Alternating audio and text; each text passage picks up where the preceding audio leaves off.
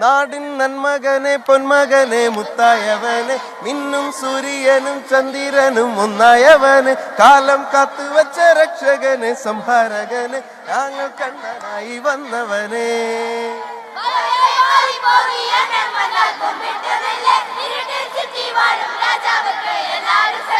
ഇവനെ തൊഴുവാനായി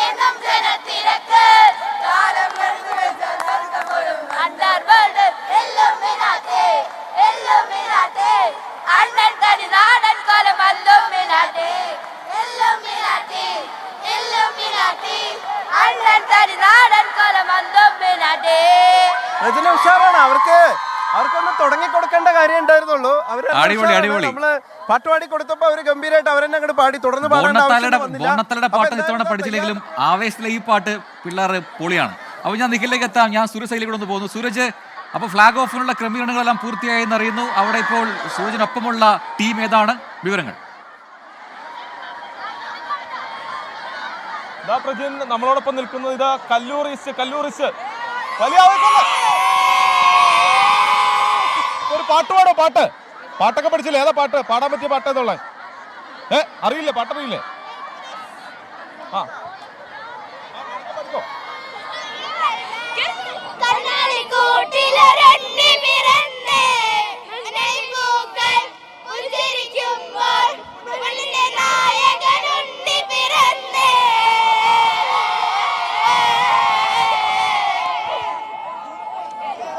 ആവേശത്തിന്റെ ഒരു ശതമാനം പോലും ഇല്ല.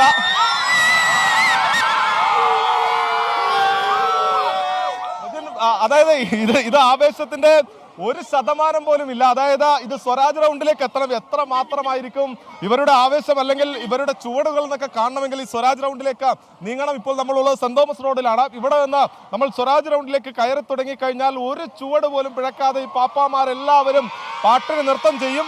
അതായത് പല പല ഇടവകകളിൽ നിന്ന് വന്ന ആളുകളാണ്. പക്ഷെ അവര് മാസങ്ങളും ആഴ്ചകളും എത്ര നാളെടുത്ത മക്കൾ ഇത് പഠിച്ചത്? സ്റ്റെപ്പെല്ലാം പഠിച്ചില്ലേ? എത്ര പാട്ടുണ്ട്? 2 പാട്ടിന് സ്റ്റെപ്പ് വയ്ക്കും. നമ്മളോടൊപ്പം ഒരു അതിഥി കൂടി ഉണ്ട്.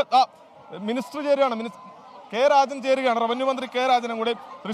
തൃശ്ശൂരുകാരെ സംബന്ധിച്ച് പുലികളി പോലെ തന്നെയാണ് ഈ ബോണത്താലയം അല്ലെ? ഇപ്പോൾ വളരെ പ്രധാനമായി കേരളത്തിന്റെ തന്നെ ചരിത്രത്തിൽ മാത്രമല്ല ഇന്ത്യയിൽ തന്നെ ക്രിസ്തുമസ് ആഘോഷത്തിന്റെ ഒരു പൊതുരൂപമായി ബോണത്താലം മാറിക്കഴിഞ്ഞു. ഇത് അതിഗംഭീരമാകും. ഇത്തവണ കുറെ കൂടി ആവേശത്തിലും കരുത്തിലുമാണ് ആളുകളെല്ലാം. വളരെ സന്തോഷത്തിലാണ്. ബോണത്താലയുടെ നിറവൈവിധ്യങ്ങൾ മതനിരപേക്ഷതയ്ക്ക് വീണ്ടും തൃശ്ശൂർ അടിവരയിടുകയാണ് ബോണത്താലയിലൂടെ. ഇത് തന്നെയാണ് മന്ത്രിയുടെ പ്രതികരണമാണ് നമ്മൾ കേട്ടത്. മന്ത്രി എല്ലാ ബോണത്താലയുടെ ഭാഗമായുള്ള ഈ പാപ്പാമാരെ സന്ദർശിക്കുന്നതാണ് ദൃശ്യത്തിൽ കാണുന്നത്. എന്തായാലും വലിയ ആവേശമാണ്. എല്ലാ ഇടവകളിൽ നിന്നും വന്ന ആളുകളെ സംബന്ധിച്ച് അവർ ആഴ്ചകളായുള്ള പരിശീലനത്തിന്റെ ഒരു പരിസമാപ്തിയിലേക്ക് എത്തുന്ന സമയം കൂടിയാണ് ഇത്. അവരെ സംബന്ധിച്ച് ഈ കഴിഞ്ഞൊരു ക്രിസ്മസ് കാലം മുതലുള്ള കാത്തിരിപ്പാണ്. ഇതിൽ പലരും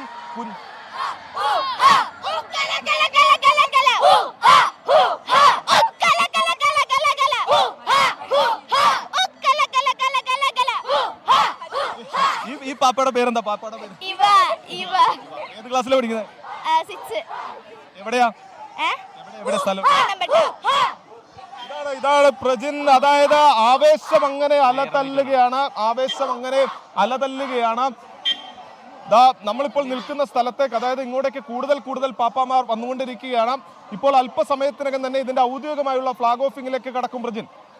യെസ്, സൂരജ് സജിയാണ് വിവരങ്ങൾ നൽകിക്കൊണ്ടിരിക്കുന്നത്. ബോണത്താലെ ഫ്ലാഗ് ഓഫിനായി ഒരുങ്ങുകയാണ്. 15,000-ലധികം പാപ്പമാരുണ്ട് എന്നാണ് ഏകദേശ കണക്കുകൾ. ഒപ്പം നിശ്ചല ദൃശ്യങ്ങൾ. അത് തൃശ്ശൂരിനെ തന്നെ ഒരു പരിച്ഛേദമായി മാറുന്നു, കേരളത്തിന്റെ പരിച്ഛേദമായി മാറുന്നു. അത്തരം പ്ലോട്ടുകളെല്ലാം ഒരുക്കിയിട്ടുണ്ടെന്ന് പറയുന്നു. അപ്പോൾ നോക്കാം, അല്പസമയത്തിനകം ഫ്ലാഗ് ഓഫ് കഴിഞ്ഞു കഴിഞ്ഞാൽ ഈ പാപ്പമാരെല്ലാം ഘോഷയാത്രയായി നഗരത്തെ വലം വയ്ക്കും. അപ്പോഴാണ് യഥാർത്ഥത്തിൽ ഈ ഘോഷയാത്ര എത്രമാത്രം വലുതാണ്, അതിലെത്ര പാപ്പമാരുണ്ട്, അവരൊക്കെ ഏതൊക്കെ ഇനങ്ങളിലാണ് മികവ് പുലർത്തുന്നതെന്നൊക്കെ മനസ്സിലാവുക. തിരികെ ഈ ചുവന്ന നിറക്കാഴ്ചകളിലേക്ക് എത്തും.